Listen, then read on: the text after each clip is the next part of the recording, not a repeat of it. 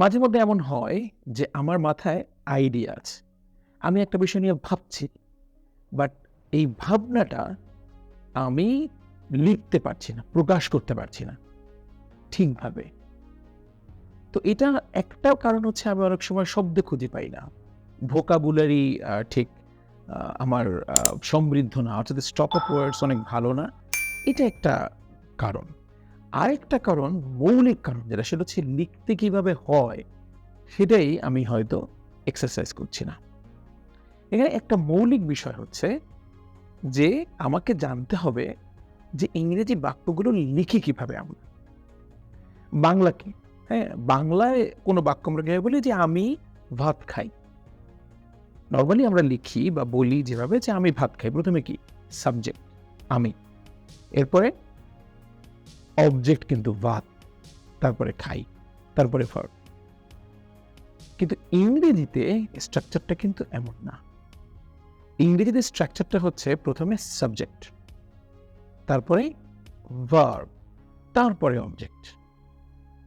সমস্যাটা হচ্ছে ছোটবেলা থেকে তো আমরা বাংলাটা শিখি। হ্যাঁ? যেহেতু আমাদের মাতৃভাষা বাংলা এবং বাংলা শেখার সময় আমার ব্রেইন ওইভাবে নিতে অভ্যস্ত হয়ে যায় যে ১ম এ সাবজেক্ট, তারপরে অবজেক্ট, তারপরে ভার্ব। কিন্তু যখন আমরা ইংরেজি শেখা শুরু করি তখন ব্রেইনে একটা কনফ্লিক্ট তৈরি হয়। কারণ সে তো ভাষার স্ট্রাকচার বলতেই জানে যে ১ম এ সাবজেক্ট নিতে হবে, তারপরে অবজেক্ট নিতে হবে, তারপর ভার্ব। যেহেতু বাংলা ওই স্টাইলে আমরা বলি। তো ইংরেজি যখন শেখা শুরু করি ব্রেইন ওই ধাক্কাটা খায়। এই কারণে একটু সময় লাগে অ্যাডপ্ট করতে। এবং ঠিক এই কারণেই আপনি দেখবেন যে আমরা যে ভুলগুলো করি সেগুলো ম্যাক্সিমাম ভুলই হচ্ছে বাংলিশ। সে একটা বাংলা সেন্টেন্স চিন্তা করে এবং সেই অনুযায়ী ওইটার ইংরেজি বানাতে চায়। তো এগুলো দূর করার পদ্ধতি হচ্ছে প্র্যাকটিস। একেবারে কমন কথা। যেকোনো আপনার সাজেশনের ক্ষেত্রে এটাই থাকবে যে প্রচুর প্র্যাকটিস করতে হবে। কিন্তু ব্যাপারটা হচ্ছে প্র্যাকটিসটা করব কিভাবে? একেবারে মৌলিক স্ট্রাকচার একেবারে ব্রেইনে ইনজেক্ট করে নেবেন। যেমন ১ম এ সাবজেক্ট, তারপরে ভার্ব, তারপরে কমপ্লিমেন্ট অথবা অবজেক্ট এবং এরপরে মডিফায়ার। এটাকে আমরা কি বলছি? সাবজেক্ট। এটাকে বলছি ভার্ব। এটা হচ্ছে কমপ্লিমেন্ট অথবা অবজেক্ট। আর একটা হচ্ছে মডিফায়ার। এই হচ্ছে একেবারে মৌলিক বিষয়। এটা মাথার মধ্যে আমাদের সেট করে নিতে হবে যে আমি সেন্টেন্সগুলো বেসিক সেন্সের কথা বাদ আমরা ন্যাচারালি সেন্টেন্সগুলো এভাবেই তৈরি করব। একেবারে বিগিনার্স যারা তারা সবসময় এটা মাথায় রাখবেন যে আমি সেন্টেন্সটা তৈরি করব এভাবে। এর মধ্যে আমার কোনো সেন্টেন্সের অবজেক্ট বা কমপ্লিমেন্ট না থাকতে পারে। তাহলে এস-ভি-এম হবে। এখন প্রশ্ন হচ্ছে জিনিসটা কি? এস কি? যে অ্যাকশনটা ঘটাচ্ছে। আমি চাঁদ দেখছি। I see the moon. তাই তো? কিংবা আমি সেখানে গিয়েছিলাম। I went there. ভার্বের ব্যাপারে একেবারে মৌলিক তো ৩ টা ফরমেশন আছে। পিছনের ব্যাপার হলে আমরা পাস্ট টেন্সে লিখব, বর্তমানে হলে প্রেজেন্ট লিখব, আর ভবিষ্যতে হলে ফিউচার লিখব। পাস্ট টেন্স হলে তো ভার্বের একটা পাস্ট ফর্ম থাকে। গো এর পাস্ট টেন্স যেমন went, প্লে এর পাস্ট টেন্স যেমন played, এরকম তো একটা স্ট্রাকচার আমরা জানি। আর ফিউচার হলে আমরা শ্যাল বা উইল যোগ করে দিই। I will go there. He will do it. এটা কিন্তু আমরা একেবারে মৌলিক বিষয়টা ভুলব না। তার মানে ১ম এ একটা সাবজেক্ট ব্যবহার করব। এরপরে একটা ভার্ব। আর এই যে সেন্টেন্স যদি আমরা প্রশ্ন করি কাকে? যেমন he gave me a book. কাকে বইটা দিয়েছে? আমাকে। রাইট?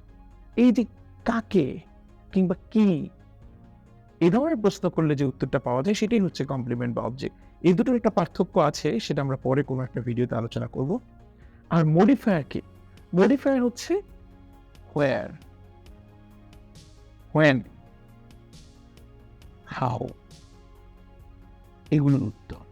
অর্থাৎ সেন্টেন্সের শুরুতে আমরা সাবজেক্ট লিখব, তারপরে ভার্ব লিখব, তারপরে এই একটা অবজেক্ট বা কমপ্লিমেন্ট লিখব, যদি আমার সেন্টেন্সে লাগে তাহলে, আর একেবারে শেষের দিকে লিখবো হচ্ছে এই প্রশ্নের উত্তরগুলো। যেমন I came here last night. I কি এখানে? সাবজেক্ট। কেম কি? ভার্ব। কিন্তু এখানে কিন্তু কোনো অবজেক্ট বা কমপ্লিমেন্ট নেই। হিয়ার হচ্ছে এই যে হোয়ার, এর উত্তর, তার মানে এরাও মডিফায়ার। আবার লাস্ট নাইট এটা হচ্ছে কখন, এটাও মডিফায়ার।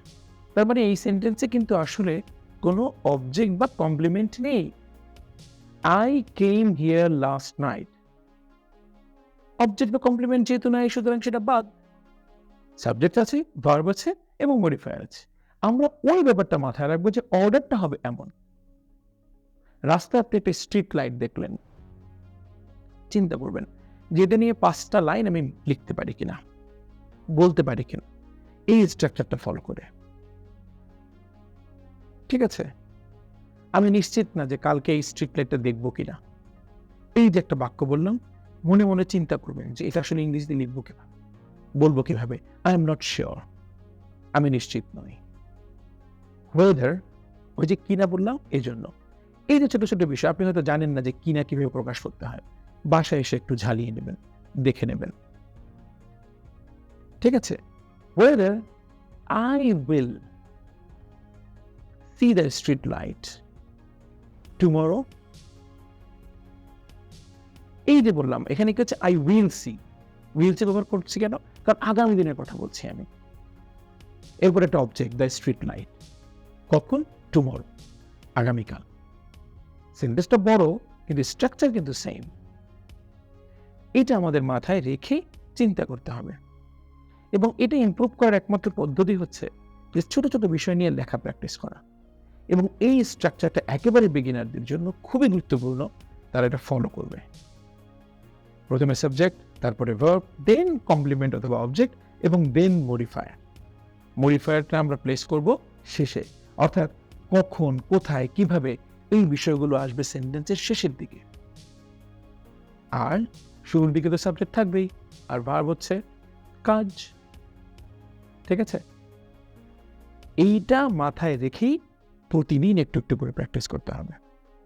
এরপরেও কোথাও আটকে গেলে বা কোনো ধরনের সমস্যা ফিল করলে কমেন্ট বক্সে জানাবেন। Thank you.